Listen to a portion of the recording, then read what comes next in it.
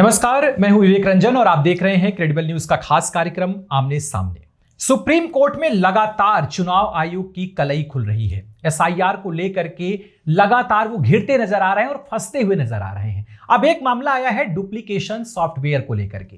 D duplication software क्या है, क्यों इसमें अपने ही दावे को खारिज कर रहा है ईसीआई? सीधा चलते हैं, हमारे साथ हैं अशोक कुमार पांडे सर, अभी कुछ दिन पहले ज्ञानेश कुमार ने कहा कि उन्होंने एक सॉफ्टवेयर जारी किया, उससे वो पता लगाते कि कौन फर्जी है और कौन फर्जी नहीं है।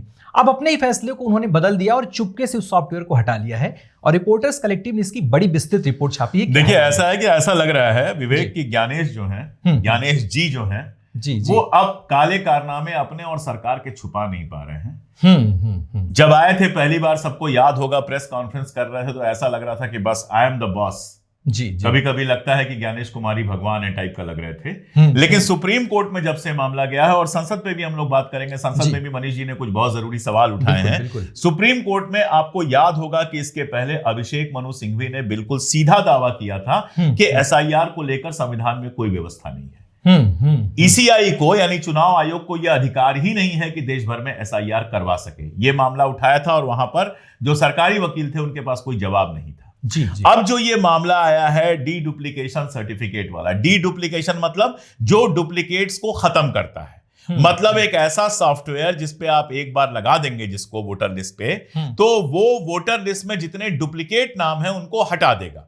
अगर आप लोगों के पास मोबाइल होगा, मोबाइल आप लोग यूज करते होंगे, तो कई मोबाइल्स में ऐसा सॉफ्टवेयर होता है कि अगर एक ही नाम आपने 4 बार सेव कर लिया है तो वो आपको बताता है कि ये वाला नंबर जो है 4 बार सेव है, डुप्लीकेट है, इसमें से आप चाहें तो बाकी 3 को हटा सकते हैं, एक ही बहुत है। ऐसा ही वो होगा कि अगर एक आदमी 36 जगह वोट दे रहा है, अगर एक आदमी बिहार में भी वोटर है, दिल्ली में भी वोटर है, हिमाचल में भी वोटर है और बेंगलोर में भी वोटर है, तो वो पकड़ लेगा कि ये एक ही आदमी है जो 4 जगह वोट दे रहा है और 3 जगह से इसको हटाया जाना चाहिए, जांच की जानी चाहिए कहां रहने लायक है और एक ही जगह इसको रखना चाहिए। ये काम उसका है ताकि जो हमारी लिस्ट है, वोटर लिस्ट, उसमें डुप्लीकेट ना आ सके, एक आदमी एक बार ही वोट दे। देखिए, हमारा लोकतंत्र इसी पर आधारित है कि एक व्यक्ति एक मत, एक आदमी या औरत जो भी है, और एक वोट, एक वोटर एक वोट, ये हमारा सिद्धांत है। जी।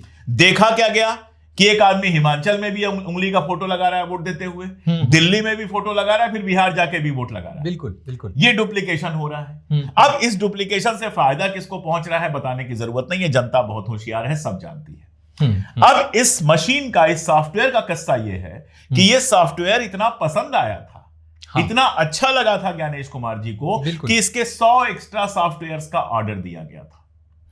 इसको आप ऐसे समझ लीजिए कि आपको कोई सामान इतना पसंद आया कि आपने 5 सामान खरीद लिया, एक यूज किया और इतना अच्छा लगा कि 5 खरीद लिया। एक बेडरूम में लगा देंगे, एक ड्राइंग रूम में लगा देंगे, एक हॉल में लगा देंगे, एक दफ्तर में लगा लेंगे, एक कार के अंदर लगा लेंगे, इस तरह का आपने खरीद लिया जी। और उसके बाद आप ही कह रहे हैं कि ये किसी काम का नहीं है, इतना बेकार है कि हम यूज ही नहीं कर सकते, तो भैया 5 खरीदा क्यों था?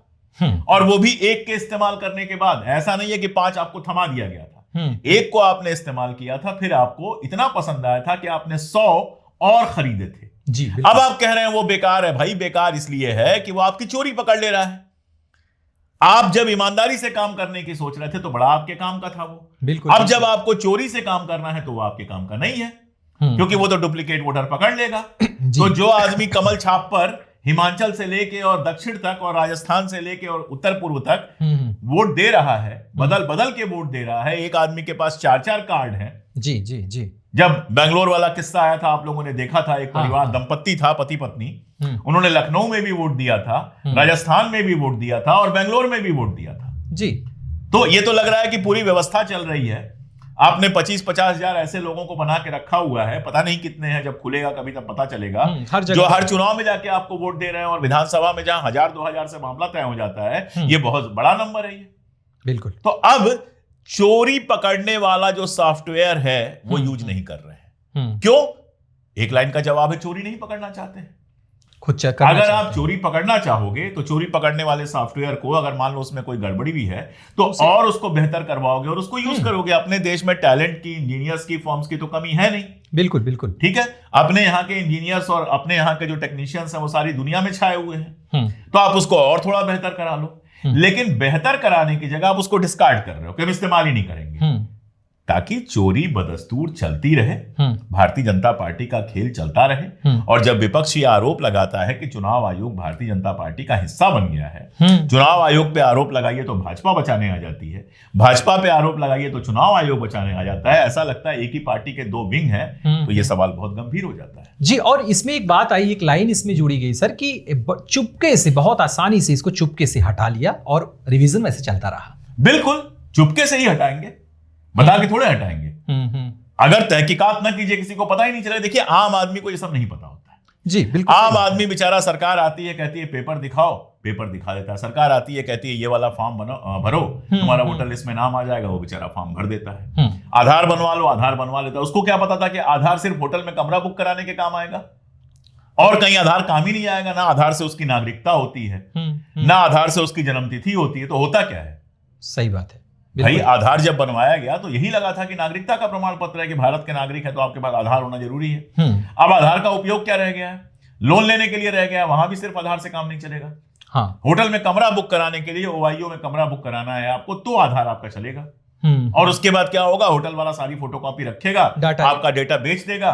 और कल को वो डेटा इस लेवल पे बिकेगा कि एक ऐसी वेबसाइट आ जाएगी जहां आपका मोबाइल नंबर पढ़ने पर आपका सारा चिट्ठा खुल जाएगा, आपका सारा डेटा जो है वो बाजार में मुफ्त में अवेलेबल होगा। हाँ, प्रॉक्सी अर्थ जैसी साइट जो तो, हाँ, उसका सबसे पहले हम ही ने खुलासा किया था, हमारा जो ट्विटर हैंडल है उसने खुलासा किया था। तो सवाल यह है, बात थोड़ी सी भटक गई, आधार पे चली गई। सवाल यह है कि चोरी रोकने वाला सॉफ्टवेयर आपने चुपके से हटा दिया, जनता को पता ही नहीं है। हाँ, जनता सोच रही है सब काम ढंग से चल रहा है। अब ये खुला है तो जवाब दे रहे हैं वो काम ही नहीं कर रहा था। जी, ऐसे कैसे नहीं काम कर रहा था भाई? और अगर 100 कॉपी आपने खरीदी थी वो काम नहीं कर रहा था। हाँ। फिर तो आपके ऊपर केस चलना चाहिए, आपने सरकारी पैसे की बर्बादी की है, मुफ्त में तो आया नहीं होगा वो। तो सर, इसी के साथ साथ अब आते हैं शीतकालीन सत्र में, और बड़ी मांग उठ गई है इसमें। राज्यसभा और लोकसभा दोनों की बहसें चल रही हैं इसमें। अब मांग वही की गई जो इससे पहले भी आपने दर्शकों के सामने इस पर विस्तृत चर्चा भी की थी, कि एलओपी और सीजीआई को जो पैनल चुनना है, वो बहुत बड़ा सवाल है। मेरे ख्याल से मनीष तिवारी जी ने ये सवाल उठाया। हाँ। मनीष तिवारी बड़े वकील हैं, संविधान के बड़े विशेषज्ञ हैं जी। सबसे बड़ा सवाल यही है कि आपको चुनना क्या है? मुख्य चुनाव आयुक्त। हाँ। मुख्य चुनाव आयुक्त का काम क्या है कि बिना किसी भेदभाव के उनके लिए कांग्रेस, बीजेपी, सपा, किसी में कोई फर्क नहीं होना चाहिए। उनके जिम्मे एक ही काम है कि ढंग से चुनाव करवाओ जी। एक ही काम है उनके पास। हाँ। आपको चुनना है ईमानदार आदमी, आपको चुनना है निष्पक्ष आदमी। तो चुनाव के लिए जो समिति बननी चाहिए वो भी निष्पक्ष बननी चाहिए। बिल्कुल। पहले क्या समिति थी?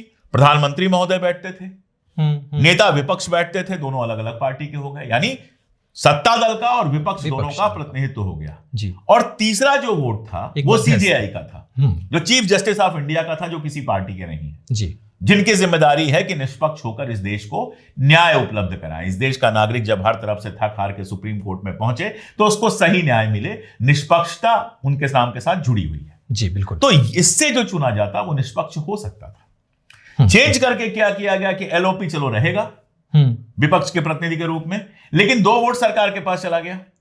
3 में से 2 वोट सरकार के पास चला गया। प्रधानमंत्री बैठे थे, अमित शाह जी बैठे थे। तो असल में प्रधानमंत्री अमित शाह जिसको चाहेंगे उसको चुन लेंगे। एलओपी हाँ कहे ना कहे कोई फर्क ही नहीं पड़ता। उस वोट को ही बेकार कर दिया आपने, उसका रिजल्ट आपने तय कर दिया 2-1। हमेशा सरकार के पक्ष में 2-1 रहेगा। बिल्कुल। तो जब मुख्य चुनाव आयुक्त का चुनाव ही निष्पक्षता से नहीं हुआ है तो उससे आप ये कैसे उम्मीद कर सकते हैं कि वो चुनाव निष्पक्षता से कराएगा? बेशक। तो मनीष जी ने बिल्कुल सही सवाल उठाया है और मोदी जी ने ये बदलाव किया। 70 साल नेहरू और क्या क्या करते रहते हैं। नेहरू और इंदिरा और राजीव गांधी या यहां तक कि अटल बिहारी वाजपेयी ने भी ये बदलाव नहीं किया। ये बदलाव करने की जरूरत नरेंद्र मोदी को महसूस हुई। क्यों हुई ये सोचना चाहिए और जनता को भी ये सवाल पूछना चाहिए।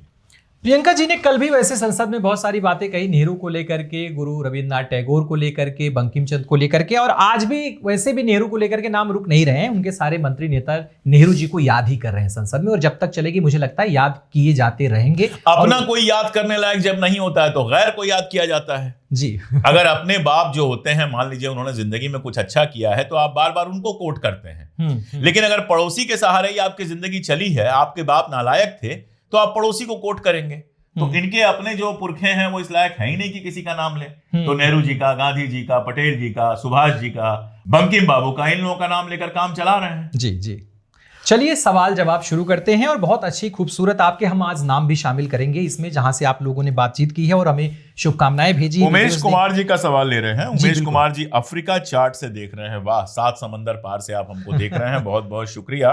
और इन्होंने बड़ी लंबी बात की है, वो स्क्रीन पे चलवा दीजिए इनका सवाल। इन्होंने एक अच्छी बात की है कि आरएसएस अगर पाकिस्तान को अलग करने में सक्षम नहीं हुई होती तो अटल बिहारी वाजपेयी और मोदी जैसे नेता भारत की सत्ता पर कभी कब्जा नहीं कर पाते, और फिर बीजेपी वही कर रही है, मुस्लिम को मिलाकर एक बंगाली मुस्लिम को आगे कर। उमेश जी बिल्कुल सही बात है। जिन्ना अगर नफरत के खादान थे तो आपने ही लिखा है, तो ये लोग भी उसी परिवार के हैं, ये लोग भी उतने ही नफरत के खादान थे, और ये दोनों लोग चाहते थे कि देश का बंटवारा हो जाए, और देश के बंटवारे के बाद भी इनका मन नहीं माना है। अब भी ये हिंदू मुसलमान में लगे हैं। मैं आपकी बात से बिल्कुल सहमत हूं जी।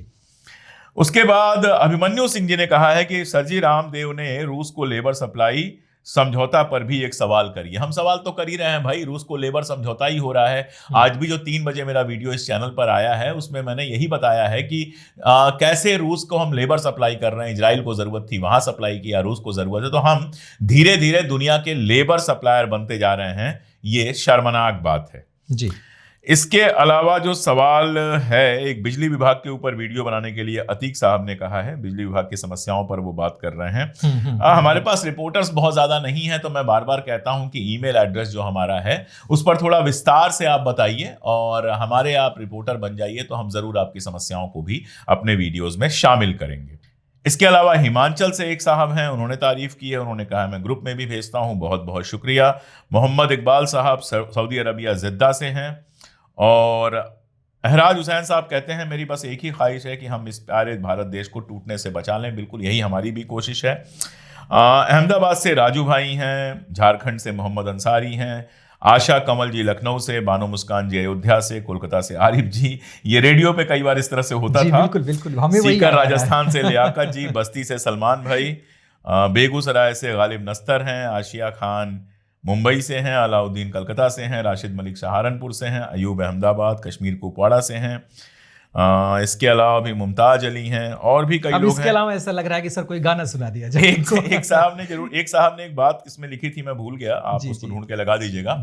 उन्होंने कहा था कि मेरे वीडियोस का उन्होंने एक चैनल बनाया है जी। बिल्कुल टिकटॉक, हम लोग तो इंडिया में देख नहीं सकते, लेकिन उन्होंने टिकटॉक चैनल बनाया है, और जहां 2-3 मिलियन व्यूज भी हैं, वो बता रहे थे। यार रेहान साहब बता रहे हैं 3 मिलियन व्यू है वहां पर, और आपसे मिलने की तमन्ना है।